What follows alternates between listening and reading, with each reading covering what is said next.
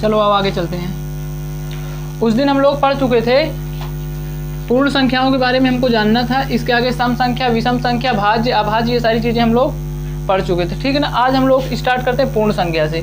देखो पूर्ण संख्या होती क्या चीज़ है, जीरो से अनंत तक, जीरो से अनंत तक की सभी धनात्मक संख्याएं पूर्ण संख्या होती हैं। क्योंकि मैं बताया था कि ये नंबर लाइन होती है, फिर से आज देख लो, यहाँ पास जीरो है, जीरो के इधर पॉजिटिव नंबर होते हैं, इधर निगेटिव नंबर होते हैं। पॉजिटिव नंबर का मतलब 1 2 3 4 5 6, इधर होते हैं -1, ऐसे इधर और आगे भी जाएगा, कहाँ तक जाएगा, इनफाइनाइट तक, ठीक है ये।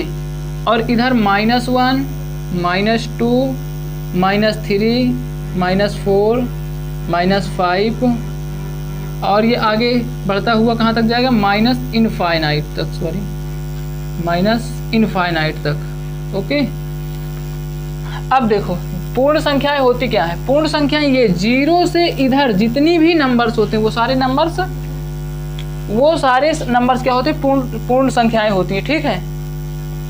वो सारी संख्याएं पूर्ण संख्याएं होती हैं। लेकिन क्या ये पूर्ण संख्याएं होंगी इधर वाली, सॉरी जीरो तो होगा यहाँ से माइनस से, ये पूर्ण संख्या नहीं होगी। इसमें देखो लिखा क्या, जीरो से अनंत तक की सभी धनात्मक, कौन सी संख्याएं, धनात्मक संख्याएं, धनात्मक संख्याएं पूर्ण संख्या होगी। तो ये जीरो से स्टार्ट होगी और इधर की सभी जो धनात्मक संख्याएं होगी वो कौन सी संख्या होगी, पूर्ण संख्या होगी। अब देखो इसके ये सारे तो इसके एग्जाम्पल्स हो गए। अगर हमको इसके एग्जाम्पल में लिखना हो उदाहरण के तौर पर डिफिनीशन में इसको लिख लेना, 1 2 50 55, जो भी तुम्हारे दिमाग में आ जाए। अब इधर की सारी संख्याएं वो हो जाएंगी पूर्ण संख्या। इतनी बात समझ में आई।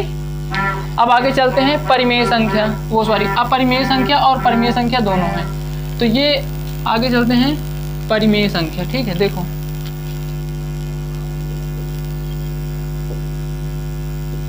परिमेय संख्या, परिमेय संख्याएं क्या होती हैं, परिमेय संख्याएं जो संख्याएं p/q के रूप में लिखी हो वो संख्या परिमेय संख्या होती। p/q मतलब जो संख्या भिन्न के रूप में लिखी हो वो संख्या क्या होगी, परिमेय संख्या होगी। लिखो इधर, थोड़ा मार्कर चेंज कर देता हूँ। जो संख्याएं p/q यानी कि p का मतलब होता है अंश बटा हर के रूप में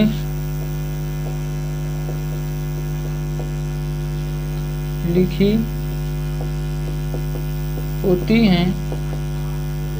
होती हैं परिमेय संख्या कहलाती है, परिमेय संख्या कहलाती है।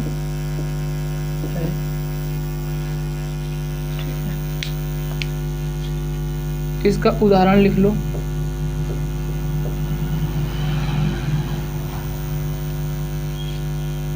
5/4 3/2 5 6 3.4, आगे और भी अपने जो है समझ गए ना, कर लेना इसको। अब देखो इधर समझो, जो संख्याएं थोड़ा राइटिंग वाइज देख लेना, हिंदी में कहीं कहीं गड़बड़ी हो जाती है। जो संख्याएं p/q के रूप में लिखी होती हैं उन्हें परिमेय संख्या कहते हैं। परिमेय संख्या का मतलब होता है वो संख्याएं अंश और हर के रूप में होनी चाहिए। लेकिन अब आप लोग क्या कहोगे, सर ये तो अंश बटे हर के रूप में है, ये अंश बटे हर के रूप है, लेकिन ये तो नहीं है अंश बटे हर के रूप में, ये तो गड़बड़ हो जाएगा। आपने यहाँ लिखाया कि जो संख्याएं अंश बटे हर के रूप में होती है p/q के रूप में होती हैं, लेकिन ये संख्या ऐसी है जिसमें हर है ही नहीं। इसमें देखो, इसमें भी हर नहीं, इसमें पॉइंट लगा है। तो हम ये चीज अच्छी तरह इसको ऊपर रेज कर दें।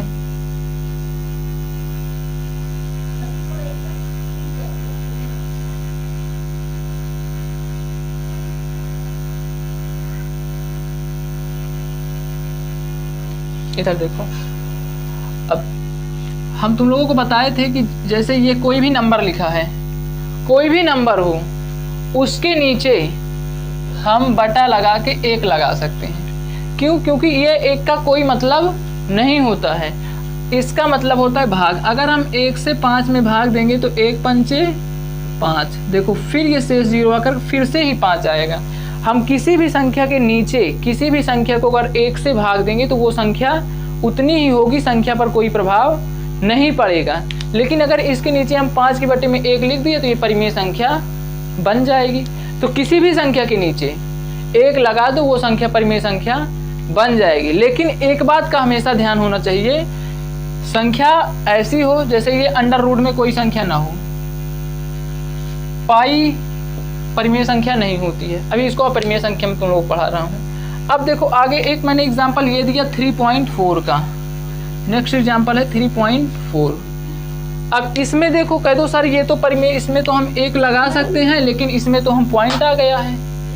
अब पॉइंट क्या होती हैं? पॉइंट कभी होगी नहीं परिमेय संख्या, है ना, क्योंकि आपने तो ये लिखा है कि अंश बटे हर के रूप में, क्योंकि यहाँ पॉइंट कहाँ से आ गया। तो एक बात हमेशा याद रखना, ये पॉइंट हम हटाएंगे, ये पॉइंट हटा देंगे, और जैसे ही ये पॉइंट हटेगा तो ये 34 हो जाएगा। और अगर पीछे से देखा करो, पीछे से पॉइंट कितने अंक के बाद है? पीछे से हमने देखा, पीछे से पॉइंट 1 अंक के बाद है, 4 के बाद पॉइंट लगा हुआ था, हमने पॉइंट हटाया तो 1 लिखेंगे, और जितने अंक के बाद जा था उतने 0 लगा देंगे।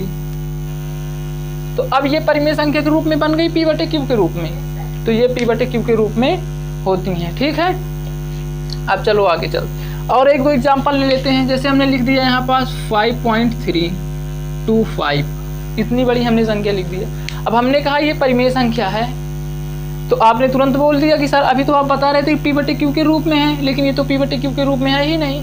तो हमने कहा मेरे मुन्ना इसको एक काम करो, तुम अच्छे से 5 लिखो यहाँ, ठीक है, और ये पॉइंट को गायब कर दो, पॉइंट को भेज दो कहीं, और कितना आ गया 3 2 5। अब इनके नीचे इनके पापा को बुला लाओ।